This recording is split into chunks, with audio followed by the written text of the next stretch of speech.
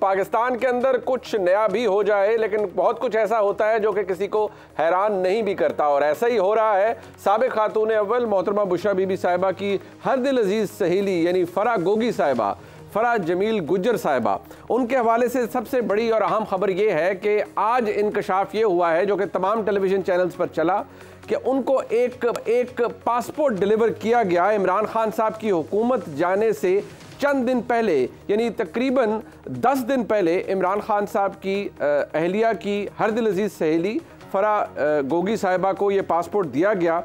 और ये पासपोर्ट दिया गया जिस मुल्क का वो है रिपब्लिक ऑफ वेन्युआटू। अब ये इसकी लोकेशन क्या है ये आप मैप पर आसानी से देख सकते हैं। 3 लाख के करीब इस पूरे मुल्क की आबादी है और ये जजीरा नुमा मुल्क है, मुख्तलिफ जजीरे हैं इसके अंदर। दुनिया के गरीब तरीन ममालिक में से एक मुल्क ये है। और दिलचस्प बात यह है कि $1,30,000 की अदायगी अगर की जाए तो ये पासपोर्ट आपको मिल जाता है। ये पासपोर्ट फराह गोगी साहिबा को मिला, 28 मार्च 2022 को उनके हवाले किया गया और इमरान खान साहब की हुकूमत जाने से ठीक 6 दिन पहले वो पाकिस्तानी पासपोर्ट से यहाँ से दुबई तशरीफ़ ले गई और आगे का जितना भी सफ़र उन्होंने किया वो वेन्युआटू के उस पासपोर्ट के ऊपर किया। अब दिलचस्प बात यह है, लोग जानना चाहेंगे, आप जानना चाहेंगे कि ऐसा क्या ख़ास है इस पासपोर्ट के अंदर या इस सिटीज़नशिप के अंदर जो इसको पूरी दुनिया में अगर लोग एक्वायर करते हैं, लेने की कोशिश करते हैं।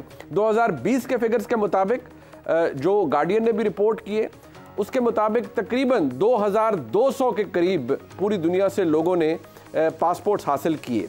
और क्योंकि वेन्युआटू एक गरीब तरीन मुल्क है तो उनका जो सबसे बड़ा रेवेन्यू कमाने का तरीका है वो भी ऐसा ही है कि वो सिटीजनशिप्स बेचते हैं जिसके ज़रिए मुल्क चलता है और मुल्क अपना डेट भी पे ऑफ करता है। इस वक्त भी वेन्युआटू बहुत ज़्यादा इंटरनेशनल डेट के अंदर सर्वाइव कर रहा है। और कौन से लोग, किस किस्म के लोग ये सिटीजनशिप लेते हैं ये बहुत दिलचस्प है। फ्यूजिटिव्स, भागे हुए लोग, कई ऐसे पॉलिटिशियंस जिनका अपने होम कंट्रीज़ के अंदर स्कैम्स चल रहे हों वो लेते हैं। डिसग्रेस्ड बिजनेसमैन, ऐसे लोग जो कि मुख्तलिफ सिंडिकेट्स का अंदर या किसी कार्टेल के अंदर या किसी माफिया के अंदर इन्वॉल्व होते हैं, ऐसा कारोबार करते हैं जिसके अंदर वाइट मनी नहीं बल्कि ब्लैक मनी इन्वॉल्व होता है। वो पैसा लॉन्डर करने के लिए, पैसे को वहाँ पर पार्क करने के लिए ये सिटीजनशिप लेते हैं। जिन लोगों ने लिया उसमें सीरियन बिजनेसमैन भी हैं, ऐसे जिनके खिलाफ अमेरिका ने सैंक्शन लगाई हुई थी। इटालियन बिजनेसमैन ऐसे जिनके खिलाफ एक्सटॉर्शन के चार्जेस थे। Former member of the Australian motorcycle gang, उन्होंने भी ये सिटीजनशिप ली। साउथ अफ्रीकन ब्रदर्स, ये क्रिप्टो करेंसी के हवाले से इनके ऊपर एक बहुत बड़ा स्कैम है, उनकी तस्वीर आपको नज़र आ रही है, इनको भी ये सिटीजनशिप दी गई, इन्होंने ली। दिलचस्प बात यह है कि क्योंकि ये एक टैक्स हेवन है, वेन्युआटू के अंदर कोई इनकम टैक्स नहीं है, कोई कॉर्पोरेट टैक्स नहीं है, कोई वेल्थ टैक्स नहीं है।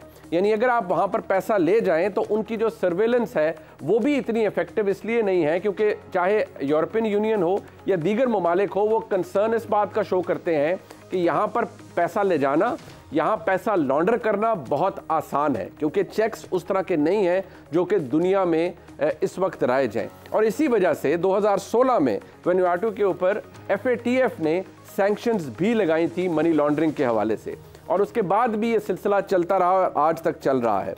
और जो फिगर है वो बड़ा दिलचस्प है कि 2020 के फिगर्स के मुताबिक तकरीबन 1200 चाइनीज़ बिजनेसमैन या चाइनीज़ बाशिंदे ऐसे हैं जिनको ये पासपोर्ट्स दिए गए। उसके अंदर फिर नाइजीरियन भी शामिल हैं, Russian, Leibniz, Iranian, Libyan, Syrian और अफ़गान बाशिंदे भी इसके अंदर शामिल हैं। ये याद रहे कि जो CBI है यानी सिटीजनशिप बाय इन्वेस्टमेंट, ये कोई इलीगल तरीका नहीं होता, लेकिन वेन्युआटू के अंदर इसको इसलिए ज़्यादा इस्तेमाल किया जाता है, दुनिया से लोग इसलिए करते हैं क्योंकि इस पासपोर्ट को अगर कोई ले लेता है तो उसके पास एक बहुत बड़ा ऑप्शन आ जाता है कि वो अगर वेन्युआटू का सिटीज़न बन गया है तो वो वहाँ जाकर अपना नया नाम, जी हाँ, नए नाम के साथ अपनी नई आइडेंटिटी क्रिएट कर सकता है। और दुनिया में चाहे FATF हो, चाहे अमेरिका हो, चाहे यूरोपियन यूनियन हो, सब ने ये कहा कि ये दुनिया में सबसे बड़ा रिस्क है, इसीलिए इस तरह की सिटीजनशिप को वहाँ पर लोग लेते हैं और ये कंसर्न वहाँ पर भी शो किया गया है। अब दिलचस्प बात यह है कि फराह गोगी साहिबा को ये सिटीजनशिप क्यों लेनी पड़ी। एक तो साफ तरीका ये है कि हाँ जी वो बिजनेस वुमन हैं, दुनिया के दौरे करती हैं, जाती हैं, आती हैं, लेकिन जिस तरीके से उनका जो ट्रैवल हिस्ट्री है वो बता रही है कि इमरान खान साहब के जाने से कुछ दिन, उनकी हुकूमत जाने से कुछ दिन पहले यहाँ से बाकायदा तौर पर वो गईं। अभी तक वो क्वेश्चनिंग के लिए नहीं आई। जो उन्हें सवाल उनके लिए मौजूद है उनका जवाब उन्होंने नहीं दिया। और याद रहे इस वक्त पैमरा की पाबंदी है, मैं इमरान खान साहब की वो प्रेस कॉन्फ्रेंस नहीं चला सकता। इमरान खान साहब वो वाहिद सियासतदान है पाकिस्तान की हिस्ट्री के अंदर जिन्होंने अपने लिए नहीं, अपनी अहलिया की दोस्त के लिए प्रेस कॉन्फ्रेंस की। आखिरी इंटरव्यू उन्होंने शोएब जो अरशद शरीफ साहब मरहूम उनको दिया था, उसके अंदर इमरान खान साहब ने बाकायदा तौर पर इस बात को हिंट किया था कि ये मेरी जो अहलिया है उनकी सहेली फरा गोगी साहिबा, फरा गुज्जर साहिबा, उनको अब अटैक किया जाएगा या उन पर क्रैकडाउन करेंगे।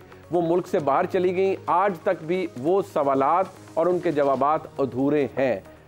फरा गोगी साहिबा पंजाब के अंदर उनका क्या इंटरफेरेंस थी, ये ओपन एंड शट केस है, हर एक को पता है। और दिलचस्प बात यह है कि ये पूरा नेक्सस मौजूद है, लेकिन इसके अंदर उस्मान बुज़दार साहब जो कि एक लिंचपिन का किरदार अदा करते थे, उनके खिलाफ नैब ने केसेस शुरू किए, लेकिन जुलाई के बाद से अब तक खामोशी है।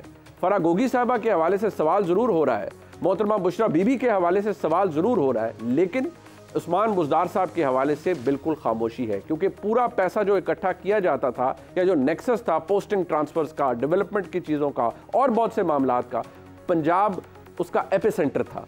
यहाँ से मामलात चलाए जाते थे और बहुत से ऐसे मामलात थे जो कि इस्लामाबाद के अंदर बैठ के भी चलाए जाते थे। इस तमाम ये अब मैं स्कैंडल कहूँ, स्कैम कहूँ, जो भी है, इसके अंदर जो इम्पॉर्टेंट फैक्टर है वो ये कि फरा गोगी साहिबा कहाँ हैं, वो पाकिस्तान क्यों नहीं आती, जवाब देने से कासिर क्यों है। क्योंकि जब पहले बात की जाती थी तो कहा जाता था, जब इमरान खान साहब का दौर था, कि जी यहाँ पर अदालतें और पूरा निज़ाम किसी एक जमात के ख़िलाफ़ है। आज पीटीआई भी ये कहती है कि नहीं, यहाँ पर तो स्टेट ऑपरेशन हो रहा है, तो कोई यहाँ पर एहतसाब कराने के लिए क्यों आएगा जब पता होगा कि उसको मिलनी ही सज़ा है। इसके ऊपर बात कर लेते हैं। हमारे साथ स्टूडियो में मौजूद हैं जनाब सलीम बुखारी, उस्ताद हैं, सीनियर सहाफ़ी हैं मुल्क के। बहुत शुक्रिया आपका। जनाब जैगम खान साहब हमें ज्वाइन कर रहे हैं, बहुत शुक्रिया आपका जैगम खान साहब। और जनाब हसन अयूब साहब हमारे साथ मौजूद है। हसन साहब आपका भी बहुत शुक्रिया। सलीम बुखारी साहब, सबसे पहले मैं आपसे गुफ्तगू का आगाज़ करना चाहूँगा। इंपॉर्टेंट बात है, ये जो नेक्सस है अपेरेंटली, इसके अंदर जो इम्पॉर्टेंट फैक्टर ये है कि हमारे सामने फरा गोगी साहिबा आई नहीं है, उन्होंने सवालात के जवाब नहीं दिए, लेकिन जो चीज़ उनके फेवर में जाती है वो ये कि इस वक्त तो बुचरी हो रही है। पीटीआई ये कहती है कि हमारी तो जमात ही उड़ा के रख दी। तो ऐसी सूरत हाल में फरा गोगी साहिबा कहाँ आएंगी और कहाँ जवाब देंगी? बहुत शुक्रिया आपका मुनीब, आपने याद किया अपने प्रोग्राम में। गुजारिश ये है कि फरा गोगी साहिबा ने बहुत सारे नए काम किए हैं जो इससे पहले शायद ये कौम जो है अवेयर नहीं थी। एक तो यही जो पासपोर्ट के हसूल का आपने तरीक़ाकार और मुल्क बताया है, ये असल में फरा गोगी यहाँ इमरान खान साहब के साथ मिलकर जो नया पाकिस्तान बनाना चाहती थी वो यहाँ तो नहीं, वो यहाँ था। तो इसलिए उन्होंने सोचा कि कोई और डेस्टिनेशन जो है वो तलाश करनी चाहिए। लिहाजा जिस मुल्क का जिक्र आप कर रहे हैं, जहाँ पासपोर्ट मिलता है, जहाँ से ये मुल्क उन्होंने मुमकिन है मुंतखब किया हो कि यहाँ जाके नया पाकिस्तान बनाया जाएगा। गुजारिश ये है कि ये सारा कुछ जो है, आपने बिल्कुल दुरुस्त कहा कि ये पाकिस्तान की तारीख़ में पहली दफ़ा हुआ कि एक आम आदमी जो सिर्फ फर्स्ट लेडी की दोस्त थी, उसके दिफा के लिए प्राइम मिनिस्टर इमरान खान साहब को ख़ुद से प्रेस कॉन्फ्रेंस करके ये तासुर देने की कोशिश की गई उनकी तरफ से कि ये तो कभी कभार यहाँ आ जाती थी, इनका तो कोई ताल्लुक़ नहीं था लेन देन के साथ। लेकिन पंजाब के अंदर जो कुछ हुआ, ये सारी बातें जो हैं अब 3-4 वाज़े इशारे मिलते हैं। एक तो ये कि Usman Buzdar was just about A post office, ये सूबा जो है वो फरा गोगी चलाती थी, और फरा गोगी किस तरह चलाती थी उसके बारे में भी कोई इबाम नहीं है। मुझे तो हैरत इस बात पे है कि वो लोग जिन्होंने रिश्वत दे के पोस्टिंगें ली थी, उनका भी तो कोई ना कोई यौम हिसाब होना चाहिए ना। उनके नाम भी नहीं पता किसी को। हाँ, वो नाम अब आ जाना चाहिए ना सामने, उसमें छुपाने की क्या बात है। अगर ब्यूरोक्रेसी एक्सपोज हो रही है, अगर लॉ इन्फोर्सर्स एक्सपोज हो रहे हैं, तो होने चाहिए ना वो। एक बात। दूसरी बात ये है कि ये बाकायदा एक शख्स जो है ना, वो पाकिस्तान में बैठ के ये सब कुछ नहीं कर सकता जब तक कि उसको इंटरनेशनल सहूलतकारी हासिल ना हो। तो मुझे ये कहने में कोई बाक नहीं है कि फरा गोगी साहिबा ने ये सब कुछ इंतज़ाम उस वक्त की हुकूमत की सहूलतकारी के साथ किया। अगर कोई ये कहे कि वो अपने तौर पर वहाँ से पासपोर्ट लेके एक स्पेशल, अभी तो ये बात सामने आएगी कि वो यहाँ से किसी कमर्शियल फ़्लाइट पर नहीं गई हैं, वो यहाँ से किसी स्पेशल तैयारे में गई थी। वो किसका था, कौन था वो, ये सारे फैसिलिटेटर्स के नाम सामने आने चाहिए। दूसरी बात रहेगी इंसाफ की। देखिए, इंसाफ का जो हाल हमने उस वक्त देखा और उससे पहले आप शुरू हो जाइए, वो मैं कहता हूँ ना, कभी साकबी अदालतें थी, कभी गुलजारी थी, कभी खोसवी थी और फिर बंदयाली रही। तो इस अदलिया के अंदर जो इंसाफ होता था उसका तो जिक्र करते हुए भी डूब मरना चाहिए किसी को, अगर वो ये कहे कि जी इंसाफ का वो अहद सबसे अच्छा था या सिर्फ अच्छा था, तो उसको तो आज ये कहते हैं कि इंसाफ का आज का अहद, इंसाफ का आज का अहद भी बहुत बुरा है उनके नजदीक। करेक्ट, ये उनके नजदीक इसलिए कि उस सारे मेन कल्प्रिट्स जो हैं वो सारे उसी पार्टी से हैं। देखिए जिस तरीके से लोग प्रेस कॉन्फ्रेंसेस करके, इंटरव्यूज दे के, बयानात दे के फारिग होते जा रहे हैं, they should not be allowed to go scot free.